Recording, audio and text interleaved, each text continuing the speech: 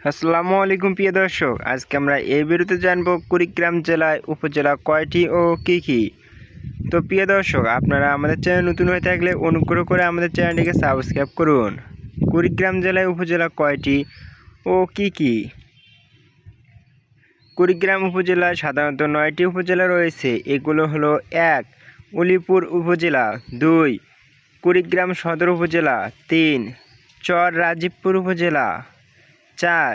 চিলমারী উপজেলা, 5. নাগেশ্বরী উপজেলা, 6. ফুলবাড়ী উপজেলা, 7.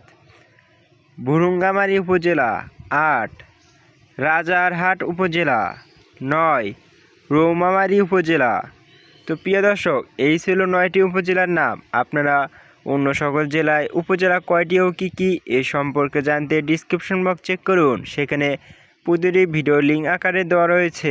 আপনারা অন্য যে কোনো তথ্য জানতে আমাদের কমেন্ট বক্সে কমেন্ট করুন, আমরা তা যথাসম্ভব উত্তর দেওয়ার চেষ্টা করব।